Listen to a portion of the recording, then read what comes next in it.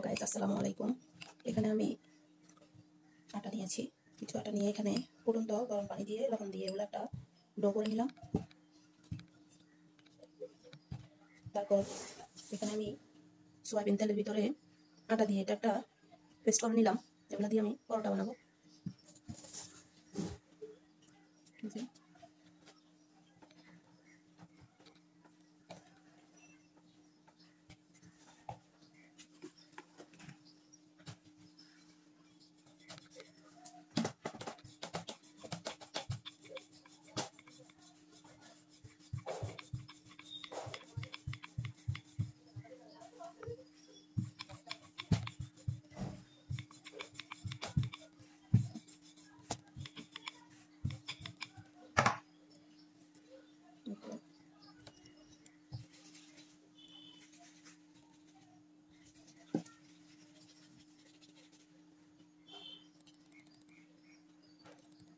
আমি রুটিটা বড় করে বানিয়ে নিয়েছি।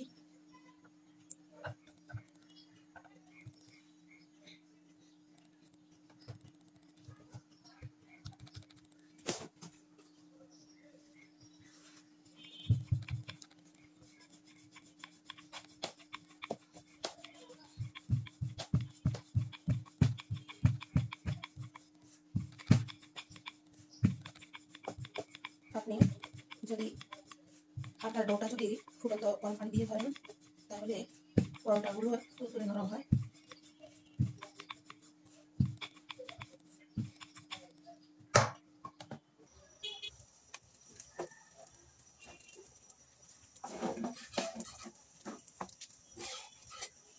পরোটাটা একটু কয়েকবার পালট করে এপিট ওপিট করে একটু হয়ে আসলে এরপরে আমি হালকা তেল দিয়ে দিব।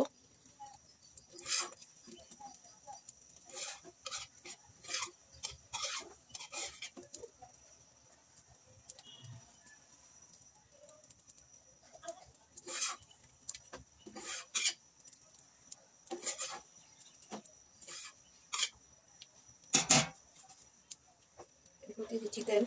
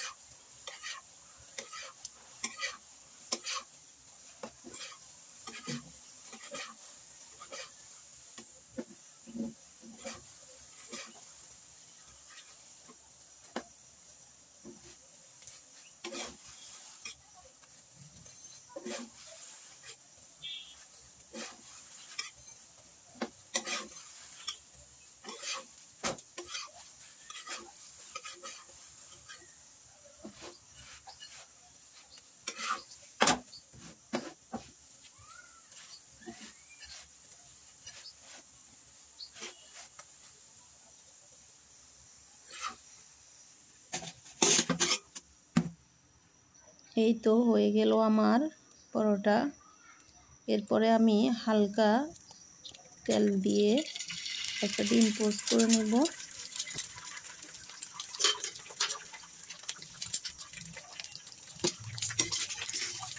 আমি সব সময় তেলটা কম ইউজ করি। হালকা লবণ দিয়ে দিলাম ডিমে।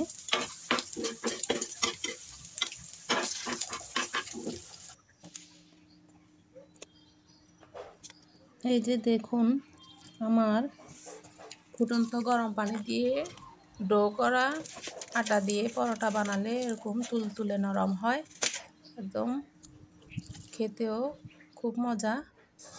আপনারা এভাবে করে খেয়ে দেখিয়েন। আমি আর একটা পরোটা ভাজ দেখাবো কিভাবে আরেক নিয়মে পরোটা বানানো যায়। আরেকটা ভাজ দিয়ে দেখাবো। আটাগুলো আপনার যত মথে নেবেন তত পরোটা বানাতে সুন্দর। এই যে দেখুন, আমার ভিডিওটা যদি আপনার এবং আপনাদের কাছে ভালো লাগে তাহলে লাইক, কমেন্ট এবং সাবস্ক্রাইব করতে ভুলবেন না। আর যারা আমার চ্যানেলটি সাবস্ক্রাইব করেছেন তাদেরকে ধন্যবাদ।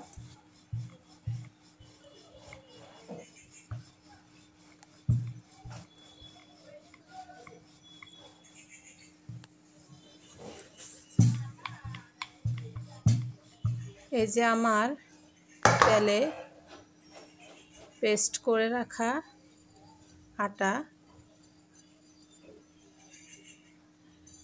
যেভাবে পুরা রুটিতে আমি তেলটা এভাবে লাগিয়ে নিব। তেল বলতে পেস্ট, তেলের ভিতরে আমি আটা দিয়ে পেস্ট বানিয়ে নিয়েছিলাম। এভাবে ভাঁজে ভাঁজে আপনারা পেস্টটা লাগিয়ে নেবেন। এই যে প্রতিটা ভাঁজে ভাঁজে যদি পেস্টটা লাগিয়ে নিই তাহলে আপনার পরোটা আরও ভালো হয়, আরও সুন্দর হয়। আপনারা একদিন এভাবে করে খেয়ে দেখবেন।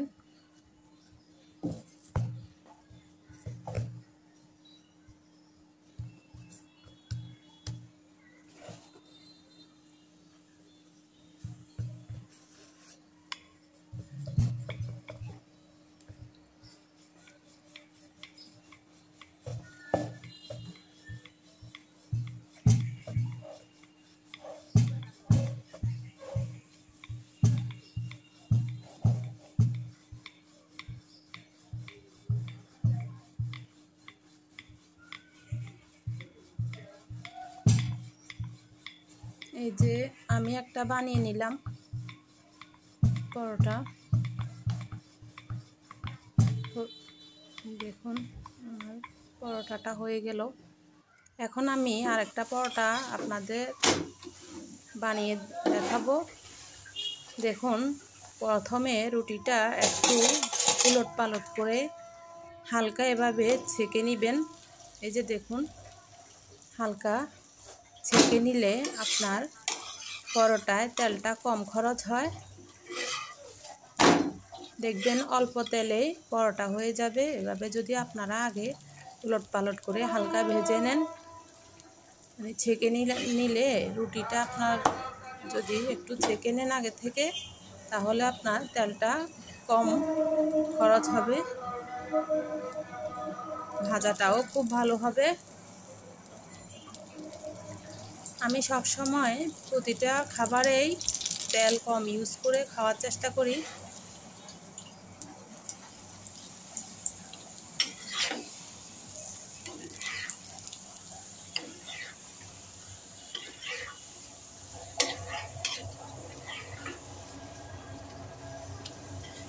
দেখুন,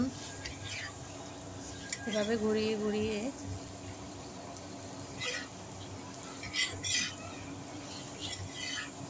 পরোটাটা ভালোভাবে আমি ছেঁকে নিব। যে এখানে আমার হয়ে গেছে আলু ভাজি, আলুটা ভেজে নিলাম।